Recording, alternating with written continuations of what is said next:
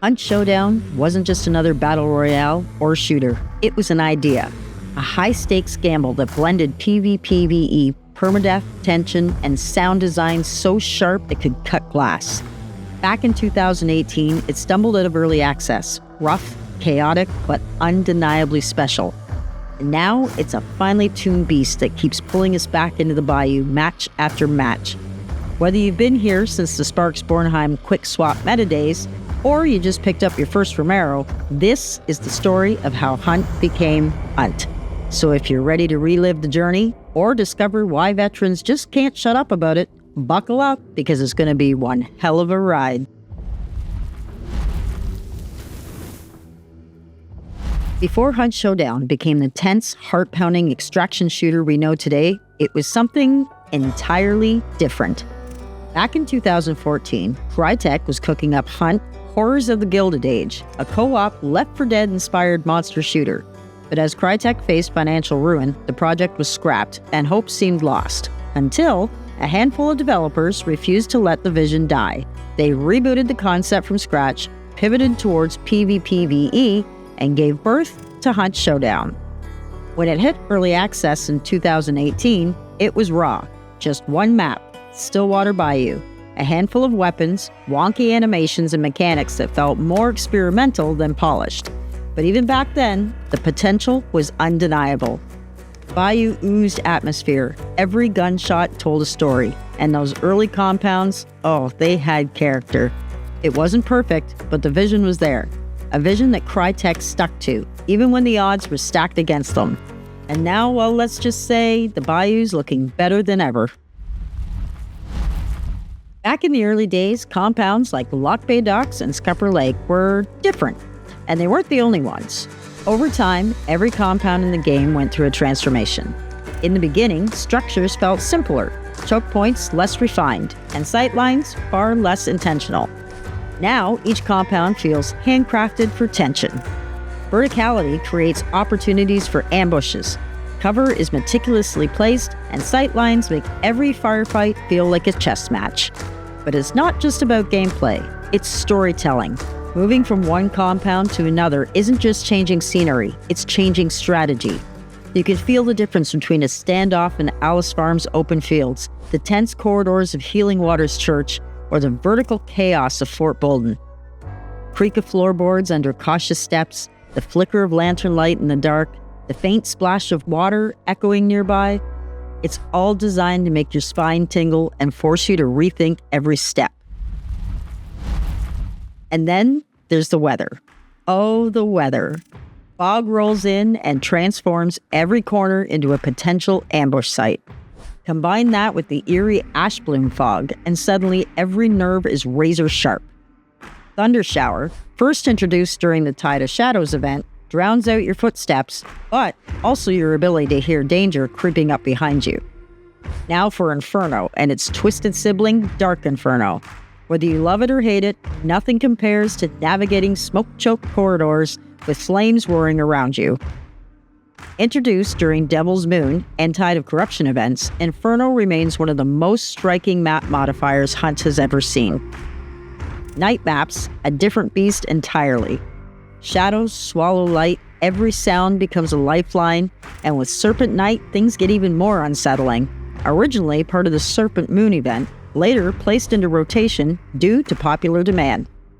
And then we have the subtler times of day: gold, neutral, sunset, and dusk, or sundown. They may not affect visibility much, but they bring their own distinct cinematic charm. Veteran hunters know each time of day an environmental modifier brings its own challenges. Right now, we've got day, night, fog, and sundown in rotation. Others like Serpent Night, Ash Bloom, and Thunder Shower will gradually return in future updates, each ready to reshape the hunt once again. But it's not just about how these maps look, it's about how they feel. Crytek just didn't build maps, they built an illusion. At times, Hunt Showdown feels like an atmospheric, single-player horror game. The stillness, the sounds of distant cows, the creak of wood, it's easy to forget you're not alone. And then, bang! The shotgun cracks in the distance and the illusion shatters. Adrenaline floods your system as you realize there was another player. It's this seamless blend of immersive horror and heart-pounding PvP that makes Hunt's world unforgettable. Crytek didn't just create maps, they created experiences. And whether you're a veteran hunter or a fresh blood recruit, stepping into those swamps, fields, and mines feels like stepping into something alive. Hunt Showdown isn't just about mechanics or aesthetics, it's about systems that shape how we play. And few updates changed the game more than the introduction of trio lobbies. When Hunt first launched, you could only play as solos or duos, with a maximum of 10 players per match. It worked, for a while. But let's face it, players wanted bigger squads, bigger stakes, and bigger fights. When trio mode finally dropped, it was a game changer. The player base surged, excitement skyrocketed, but there was one lingering issue. The so-called rule of two. Ammo crates, equipment boxes, even the loot on fallen hunters. Only the first two players to interact could get anything. The third player, well, tough luck. This limitation hung over trio mode like a stubborn fog. But finally, Crytek removed the rule of two, making every resource box usable once per player. Simple, but also one of the most meaningful upgrades in Hunt's history. But there's more to Hunt's evolution than squad sizes and ammo boxes. Let's talk legendary content. Did you know those iconic legendary hunters like Fellis, Bone Doctor, Kane, or the Headsman weren't always part of the game? Legendary hunters and weapons only arrived in mid-2019. They didn't just add style, they added soul. Each new hunter came with lore, personality, and a distinct vibe. And let's not forget the DLC hunters who became legends in their own right. Ghostface made waves, and love it or hate it, it became Hunt's top-selling DLC on day one. And of course, there's Post Malone, a crossover we never saw coming, but can't imagine the game without now. Trio lobbies and legendary content didn't just tweak Hunt Showdown, they turned into something bigger, something better, and it's far from finished. In Hunt Showdown, the enemies are more than obstacles, they're the twisted essence of Bayou's horror.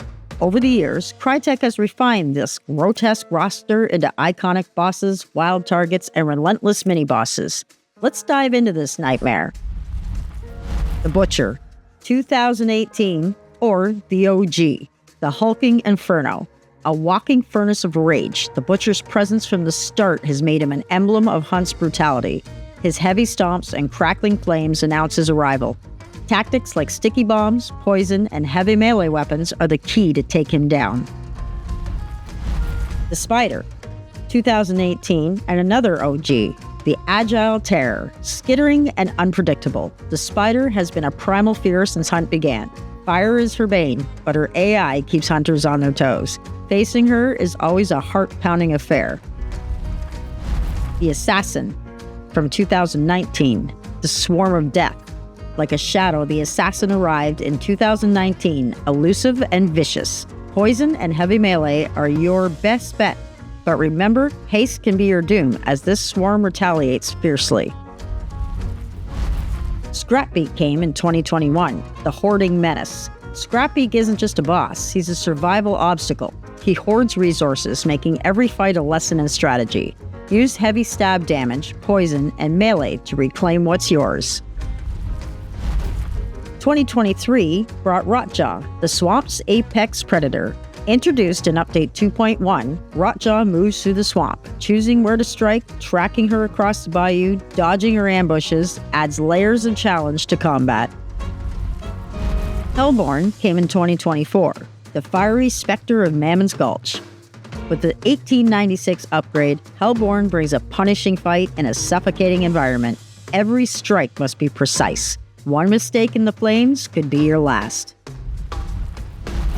2024 also brought Ursa Mortis, the event exclusive to Post Malone's Murder Circus event. Ursa Mortis is a force of nature. Her roar disorients and damages, making explosives and determination your main allies. And the Meathead, which came in 2018, the Relentless Brute. Though not a boss, the Meathead's leeches make him a significant threat.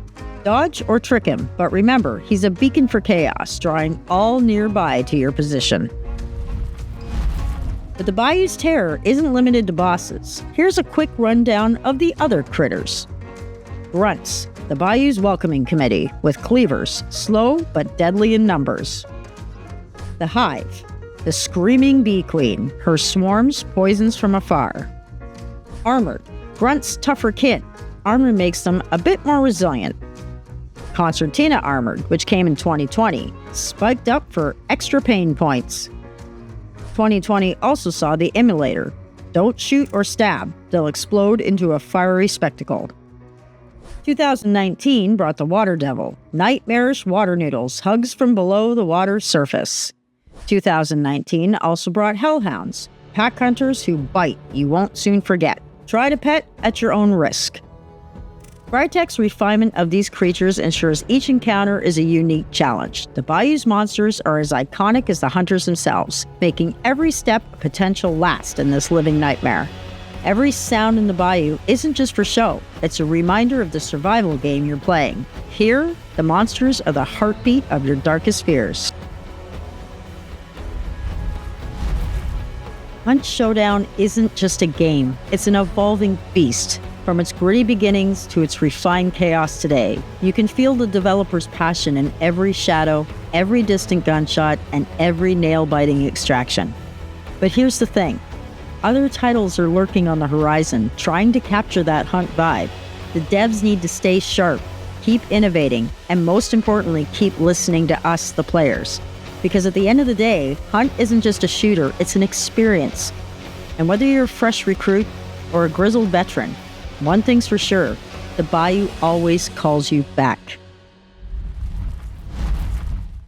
If you enjoyed this dive into the evolution of Hunt Showdown, hit that like button, drop a comment with your wildest hunt memory, and subscribe so you don't miss out on new content that drops every week.